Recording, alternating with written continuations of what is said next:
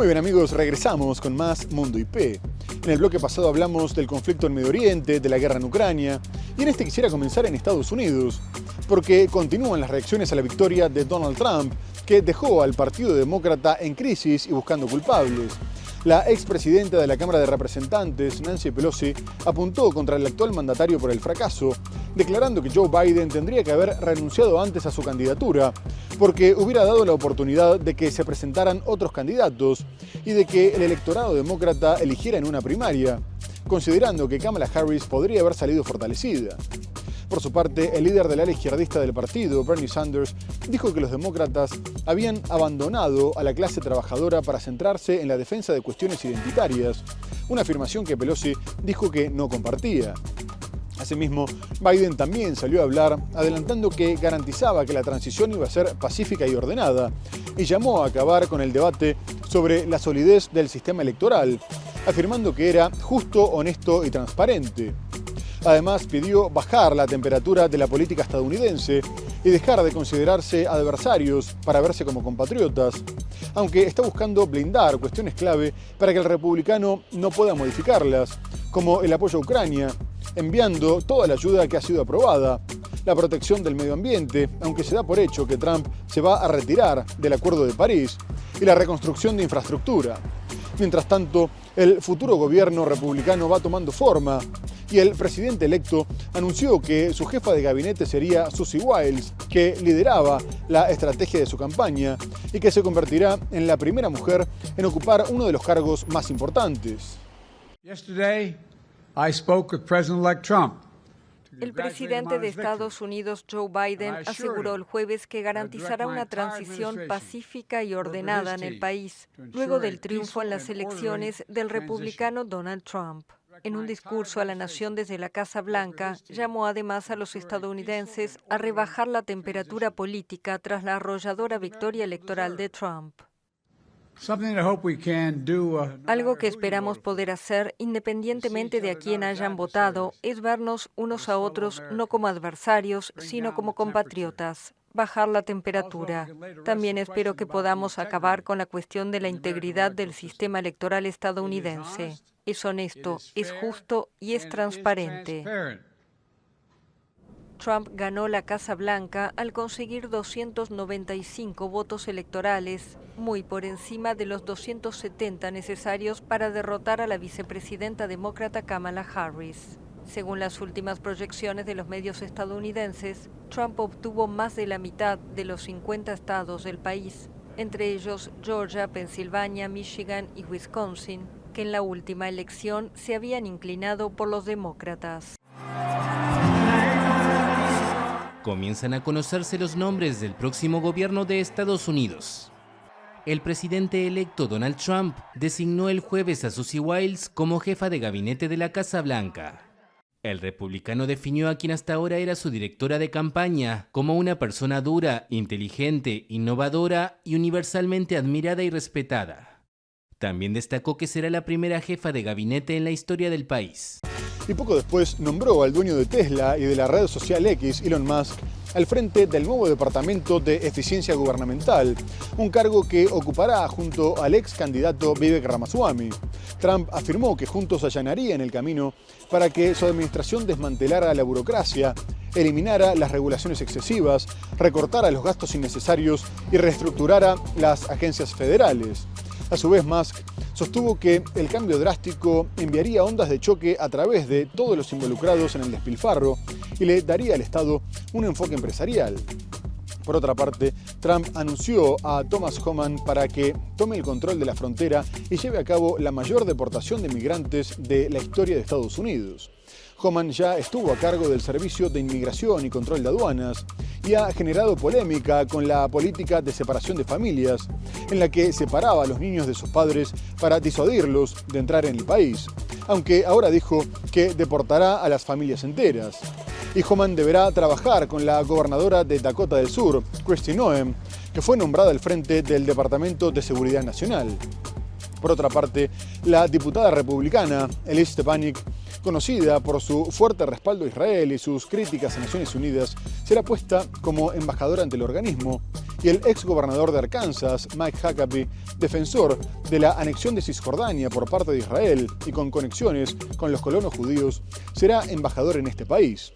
Por último, se destacó la elección del presentador de Fox News, Pete Hegseth, como secretario de Defensa. El presidente electo de Estados Unidos, Donald Trump, ya ha nombrado a algunas personas de confianza para integrar su futuro gabinete y aspira a que puedan asumir sus puestos sin tener que someterse al proceso de confirmación en el Senado. Según el diario The New York Times, Trump ha decidido nombrar al senador por Florida, Marco Rubio, de origen cubano, como secretario de Estado, pero la decisión no es definitiva. El vicepresidente del Comité de Inteligencia del Senado, rival de Trump en las primarias republicanas de 2016, sería el primer latino en ocupar el cargo. Como asesor de seguridad nacional se perfila el congresista por Florida Michael Waltz, según los diarios The Washington Post y The Wall Street Journal. El domingo, Trump, de 78 años, anunció que confiará el control fronterizo a Tom Homan, un defensor de la política de mano dura que ya estuvo al frente del Servicio de Inmigración y Aduanas. Estuvo a cargo de ICE durante año y medio y lideró el Departamento de Inmigración y Aduanas durante la separación de casi 5,000 niños de sus padres. Is there a way to carry out mass deportation without separating families? Of course there is. Families can be deported together. Trump, que asumirá en enero, nombró el lunes como jefe de la Agencia de Protección Ambiental a Lee Zeldin, un excongresista republicano de 44 años del estado de Nueva York. En la misma línea, el magnate anunció a la congresista republicana Elise Stefanik, de 40 años, como embajadora de Estados Unidos ante Naciones Unidas. Según la Constitución estadounidense, el Senado debe aprobar los nombramientos hechos por el presidente, pero Trump ya ha dicho que intentará saltarse este paso. Para ello, pretende utilizar una cláusula constitucional que permite al presidente realizar nombramientos temporales cuando el Senado no sesiona. Y después de que la inteligencia estadounidense advirtiera que Irán tenía un plan real para matar a Donald Trump como represalia por la orden de asesinato del republicano contra el líder de la Guardia Revolucionaria, Qasem Soleimani, en su pasada presidencia, el Departamento de Justicia comunicó que había acusado formalmente a 3 personas por el supuesto complot. Hay 2 ciudadanos de Nueva York detenidos, mientras que el supuesto contacto iraní, Farhad Shakeri, que había recibido orden de dirigir una red de criminales para que llevara a cabo el asesinato, vive en la República Islámica tras haber sido deportado de Estados Unidos en el 2008. Según la acusación, los implicados habían sido contratados por un agente de Teherán, que también encargó el asesinato de un estadounidense de origen iraní. Tanto Shakeri como los otros 2 implicados fueron acusados de intento de asesinato por encargo, conspiración y blanqueo de capitales, mientras que el iraní también es señalado por terrorismo. A su vez, la investigación indica que la orden era asesinar a Trump antes de la primera quincena de octubre o suspender el plan hasta después de las elecciones, ya que creían que no iba a ganar. El fiscal general de Estados Unidos, Merrick Garland, dijo que había pocos actores en el mundo que representaran una amenaza tan grave como Irán. Pero el vocero del Ministerio de Exteriores iraní, Esmail Bagay, respondió que las acusaciones eran completamente infundadas y que eran una repugnante conspiración de los sionistas y los círculos antiiraníes para complicar las relaciones con Estados Unidos, y recordó que acusaciones similares en el pasado resultaron ser falsas. Irán encabezó un nuevo complot para asesinar al hoy presidente electo Donald Trump durante las campañas presidenciales. Lo dio a conocer este viernes el Departamento de Justicia en una denuncia criminal con 6 cargos, entre ellos asesinato por encargo, apoyo a organizaciones terroristas y lavado de dinero en contra de 3 individuos. Farhad Shakeri, quien vive en Teherán pero fue deportado de Estados Unidos en 2008 tras estar en prisión 14 años por robo, y 2 ciudadanos estadounidenses mencionados en conexión con otro intento de asesinato, Jonathan Lodhall de Staten Island y Carla Rivera de Brooklyn, Nueva York, quienes según fotografías obtenidas por las autoridades tenían en su posesión varias armas de fuego entre pistolas y ametralladoras. Fue a mediados de septiembre cuando un funcionario de la Guardia Revolucionaria iraní transmitió instrucciones precisas, según el documento, enfocarse en vigilar y en última instancia asesinar al expresidente de Estados Unidos, Donald J. Trump. El plan iraní tenía una fecha límite dentro de la primera quincena de octubre. Si no se consumaba, exigía pausar y continuar después de la elección presidencial, creyendo que sería más fácil asesinar a Trump si perdía los comicios como ellos estimaban. Obviamente no van a descansar porque es que Irán ya entró en la dinámica de lo que le enseña la inteligencia rusa fundamentalmente. Y con la pelea que tienen abierta con Israel también ha aprendido ese aspecto de que al enemigo hay que eliminarlo y a quien le debe cuentas hay que cobrársela. Y es que en 2018 el entonces presidente Trump abandonó el tratado nuclear iraní. También ordenó en 2020 el ataque que acabó con la vida del general Qasem Soleimani, uno de los hombres más poderosos de Irán. País que, según el secretario de Justicia, Merrick Garland, representa una de las más graves amenazas a la seguridad nacional. Y aunque la conspiración contra Trump avanzó, no se concretó, lo que limita las consecuencias legales. Tras la victoria de Donald Trump, Irán afirmó que le daba igual quién haya ganado las elecciones, porque ellos dependían únicamente de su fortaleza interior. No obstante, sí esperan una postura más beligerante por parte de Washington con la experiencia del primer mandato de Trump, que aplicó una presión máxima, retirándose del acuerdo nuclear para imponer sanciones. Además, se cree que Israel tendrá vía libre en un momento en el que se teme una confrontación directa con Teherán. Pero también Europa se prepara para Trump y 47 jefes de Estado y de Gobierno se reunieron en Budapest para abordar cuestiones económicas y migratorias, pero la victoria del republicano acaparó la cumbre. Europa buscó mostrar una imagen de unidad ante la más que probable guerra comercial que desataría el proteccionismo del futuro gobierno, que ya adelantó que impondría aranceles mínimos del 10% a todas las importaciones, y la crisis que se espera en la OTAN por la reticencia de Trump a seguir apoyando a Ucrania. Pero Europa está dividida, como revela la tensión entre Bruselas y el mandatario húngaro Viktor Orbán. Y quien intenta liderar la independencia europea es el presidente francés Emmanuel Macron, que dijo que Trump defendería los intereses estadounidenses, por lo que ellos tendrían que defender los suyos. A su vez, el primer ministro polaco, Donald Tusk, cree que la era en la que subcontrataban su seguridad a Estados Unidos había terminado. Por último, los líderes analizaron el informe presentado por el expresidente del Banco Central Europeo y primer ministro italiano Mario Draghi, que concluyó que si Europa no invertía 80.000 millones de euros para ser más productivo ante China o Estados Unidos, afrontarían una lenta agonía y tendrían que abandonar su modelo social. Europa quiere mostrar un frente unido ante el retorno de Donald Trump a la Casa Blanca. Un total de 47 líderes del continente iniciaron el jueves una reunión en Budapest, con una agenda formalmente centrada en economía y migración. Pero el foco cambió tras la victoria de Trump en las presidenciales estadounidenses. Quiero aprovechar la oportunidad para felicitar de nuevo a Donald Trump por su clara victoria. Estoy deseando volver a trabajar con él para reforzar el vínculo transatlántico. Debatiremos aquí específicamente los temas para los próximos años que tenemos por delante. Hemos demostrado que Europa puede asumir su responsabilidad permaneciendo unida. La elección de Trump abre interrogantes en Europa sobre el futuro de las relaciones comerciales, luego que el magnate indicara durante su campaña que quiere subir los aranceles. También preocupa su relación con la OTAN, pero el tema particularmente sensible es Ucrania, ya que Trump ha cuestionado la ayuda estadounidense a ese país en guerra con Rusia. El secretario general de la OTAN dijo al llegar al encuentro que le preocupa que, según indicó, Corea del Norte, Irán, China y Rusia estén trabajando juntos contra Ucrania. Estos son nuevos desarrollos realmente peligrosos y tenemos que discutir eso hoy. Pero también espero sentarme con el presidente Trump y analizar cómo vamos a asegurarnos de forma colectiva de enfrentar esta amenaza y que mantengamos nuestra parte de la seguridad. Mientras tanto, la presión en Alemania sobre el canciller Olaf Scholz aumentó después de que terminara de romperse la coalición gobernante y le pedían que convocara elecciones anticipadas lo antes posible. La exigencia fue encabezada por el opositor derechista Friedrich Merz, que aparece como favorito de cara a los próximos comicios, mientras que la extrema derecha de Alternativa para Alemania se quedaría con la segunda posición. Pero también los verdes, que integran el Ejecutivo, se unieron a la derecha para pedir que se adelantara el voto de confianza que el gobierno socialdemócrata había fijado para enero, por lo que se esperaba que las elecciones tuvieran lugar en marzo, 6 meses antes de lo previsto. Y Scholz cedió a las presiones, diciendo que si bien quedaban varias cosas por hacer, él también quería acelerar el proceso y fijó el voto de confianza para el 16 de diciembre.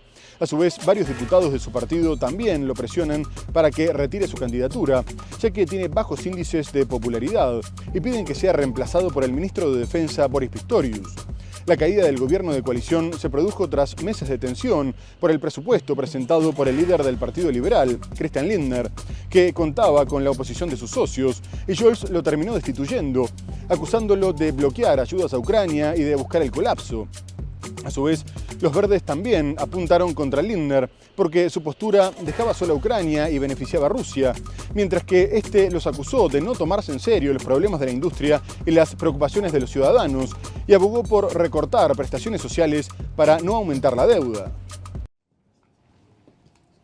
Alemania celebrará elecciones legislativas anticipadas el 23 de febrero tras el estallido de la coalición de Olaf Scholz. Tras varios días de pulso, la fecha fue decidida en acuerdo con el principal partido de oposición, según dijeron el martes a la AFP fuentes del partido gobernante. Según otra fuente, Scholz presentará una moción de confianza en la Bundestag, la Cámara Baja del Parlamento, el 16 de diciembre. La votación de los diputados tendrá lugar 2 días después. El sacudón llega en el peor momento para la primera economía europea, inmersa en una grave crisis industrial y preocupada por las repercusiones que el regreso de Donald Trump a la Casa Blanca tendrán en su comercio y su seguridad. Scholz, que ahora está al frente de un gobierno minoritario con los verdes, contemplaba inicialmente una moción de confianza el 15 de enero y elecciones en marzo. La implosión del gobierno tripartito se dio a raíz de que Scholz cesara a su ministro de Finanzas, el liberal Christian Lindner, debido a profundos desacuerdos sobre la política económica. Esta crisis es el desenlace de meses de disputas entre los 3 partidos del gobierno sobre la política económica a seguir, acentuadas durante la preparación del presupuesto de 2025, que debe cerrarse en noviembre.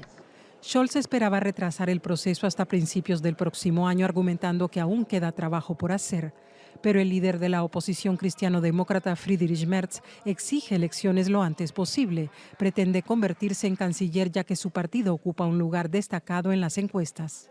Por otra parte, 130.000 personas se concentraron en Valencia para exigir la dimisión del presidente regional Carlos Mazón, tras la tormenta del 29 de octubre que dejó inundaciones que provocaron la muerte de más de 200 personas. La Agencia Estatal de Meteorología de España había elevado el nivel de alerta al máximo, pero no se emitió ninguna orden de evacuación y cuando los celulares recibieron la alerta ya era demasiado tarde y cientos de vehículos estaban bajo el agua. Además, la respuesta de las autoridades también fue lenta y días después se seguía buscando desaparecidos e intentando recuperar los cuerpos y las calles continuaban llenas de barro. En la manifestación fueron detenidas 4 personas y 31 policías resultaron heridos en medio de graves disturbios al término de la marcha. Los gobiernos regionales están a cargo de la gestión de catástrofes, pero la indignación no solo estaba dirigida contra el político del derechista Partido Popular, sino también contra el ejecutivo de Pedro Sánchez, ya que el gobierno federal también es responsable de emitir alertas y puede intervenir en casos extremos. Y cuando Sánchez visitó la zona afectada junto a los Reyes, fueron recibidos con insultos y agresiones. Desde la Moncloa respondieron que no era el momento de buscar culpables, pero que evaluarían la responsabilidad de cada uno. A su vez, el Partido Popular dijo que la manifestación estaba politizada y culpó a entidades de Cataluña de intentar colapsar la ciudad, mientras acusó a los críticos de utilizar a las víctimas y aprovecharse del dolor, unas declaraciones que aumentaron la indignación. Enfrentamientos entre manifestantes y la policía durante la marcha pacífica en la que miles de personas pidieron la dimisión del presidente de la Generalitat Valenciana, Carlos Mazón. El presidente regional está siendo criticado después de que su gobierno regional no enviara alertas a tiempo antes de las inundaciones que anegaron varias zonas de Valencia, provocando muertos, desaparecidos y miles de daños materiales. Mazón argumenta que la magnitud de las inundaciones era imprevisible y que su administración regional no recibió una advertencia a tiempo por parte de las autoridades centrales de España, pese a que la Agencia Meteorológica Española había emitido el nivel más alto de advertencia a las 7:30 de la mañana y algunas casas ya estaban inundadas a las 6 de la tarde. Las inundaciones, cuyos efectos han sido comparables a las de un tsunami, han matado al menos 220 personas. La búsqueda de desaparecidos aún está en curso y las calles de muchos municipios valencianos aún cubiertas de barro y escombros. La semana pasada, los Reyes de España, el presidente del gobierno y el propio Carlos Mazón fueron confrontados por los ciudadanos de Paiporta durante una visita a esta localidad, una de las más afectadas por las inundaciones provocadas por las lluvias torrenciales. La multitud desarrojó barro y el presidente, Pedro Sánchez, fue agredido en la espalda antes de abandonar la zona. Las protestas se producen tras nuevas inundaciones que han afectado a la región de Girona, en Cataluña. 30 coches fueron arrastrados en la localidad de Cadaqués, aunque los daños no han sido tan cuantiosos como en la Comunidad Valenciana.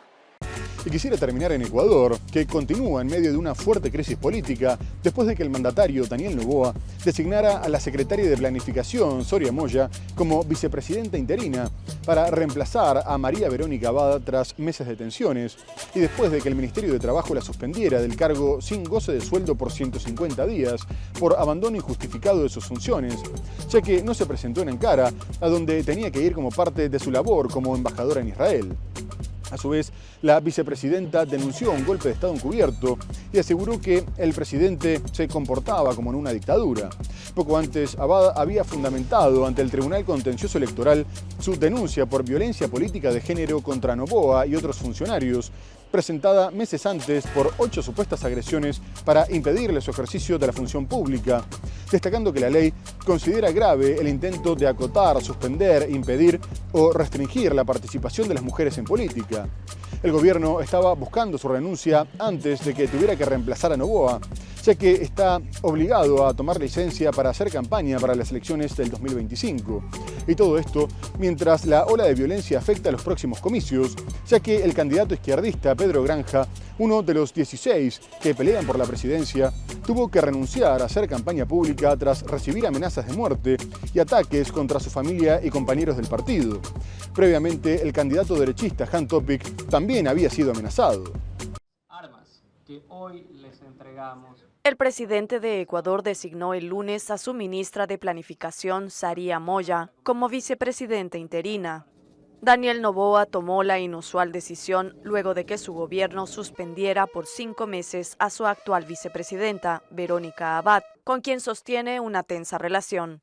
Abad fue suspendida el sábado por el Ministerio de Trabajo debido al abandono injustificado de sus funciones, lo cual equivale a una falta grave a la ley del servicio público.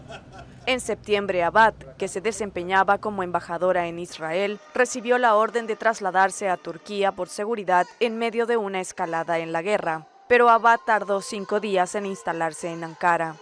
Abad denunció su suspensión como una grosera violación a la ley y estimó que se trata de una estrategia de Noboa para evitar encargarle temporalmente la presidencia mientras él realiza campaña para ser reelecto en las elecciones de febrero. El Ejecutivo sostuvo que Moya, ahora vicepresidenta interina, fue designada de acuerdo a la Constitución. Presidenciable de Ecuador renuncia a hacer campaña pública. Así lo anunció el izquierdista Pedro Granja, uno de los 16 candidatos a la presidencia, tras denunciar amenazas de muerte en su contra y ataques a su familia y a otro candidato del partido. Granja, quien se identifica como un experto antimafias, es el segundo presidenciable, después del derechista Jan Topic, en denunciar intimidaciones en el país, asolado por la violencia del narcotráfico. Evidentemente yo no voy a poder hacer campaña en territorio porque las condiciones no se prestan. Muy bien amigos, se nos ha terminado el programa. Hemos hablado del conflicto en Medio Oriente con las denuncias sobre una limpieza étnica por parte de Israel y el retiro de Qatar como mediador. Abordamos otras cuestiones como la guerra en Ucrania, la conformación del gabinete de Donald Trump, las crisis políticas en Alemania, en Ecuador, pero lo tenemos que dejar hasta el próximo programa para seguir analizando la actualidad internacional por Mundo Ejecutivo. Muchas gracias por habernos acompañado y hasta entonces.